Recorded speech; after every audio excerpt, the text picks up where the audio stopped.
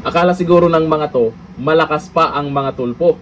Yan yung naisip nilang pambato. Ito, si Erwin Tulfo. At itong si Torre. Napusuan daw na tumakbo na Vice President sa 2028 ni Trillanes. Ay alam po natin itong si Trillanes, gustong gusto po niyang maging Pangulo. Itong si Risa. Ibig sabihin, Risa Tulfo. Nako.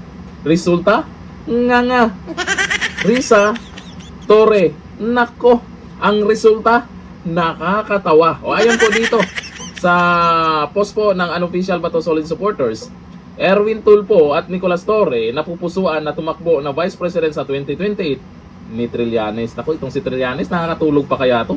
Kung ano-ano na lang yung iniisip kung sino-sino na lang yung gusto niyang i-endorso Sa tingin nyo, pag in-endorso kayo ni Trillanes, makakadagdag ba ng boto para sa inyo? Naku, baka yan pa ang dahilan kaya matalo. Bakit si Trillanes? Sa pagka-alkalde pa nga, kawawa.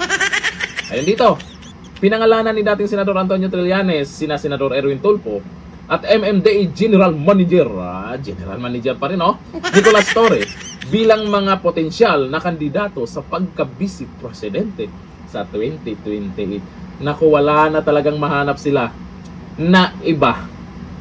Sa isang panayam, ipinaliwanag ni Trillanes na bagay sina Tulfo at Torre na maging katandem ng mga posibleng kandidato sa pagkapangulo ng Middle Forces sa 2028 na sina Senador Risa Ontiveros, Naga City Mayor Leni Robredo at Senator Bam Aquino. Sa ngayon ay wala pang desisyon si Tulfo o Torre kung tatakbo ba sila sa nasabing posisyon sa susunod na halalan.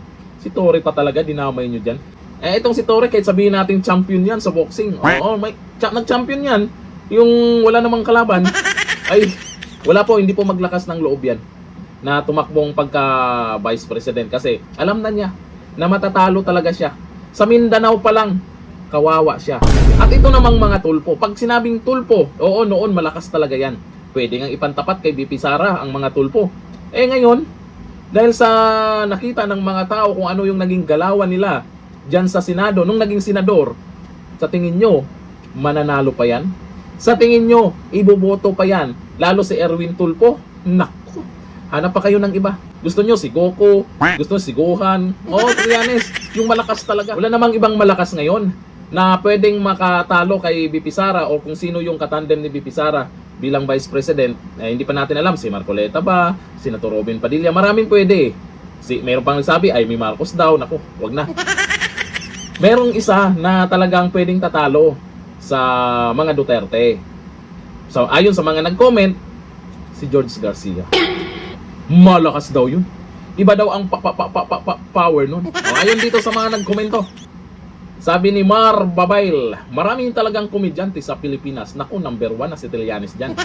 Sabi ni Imelda Obana, sige nga at nang malaman natin ang real talk, sa toilet bowl ang bagsak ng dalawang gan. Sabi ni John Wayne, ang nag-endorse hindi nanalo sa local election. Yun nga Iwan ko lang kung anong nagiging reaksyon ni Torre at ni Erwin Tulfo na itong si Trillanes ang nag-endorso sa kanila. Matutuwa ba sila o mawawalan ng gana? Comment tayo dyan. Hanggang dito lang. Thank you. Bye-bye.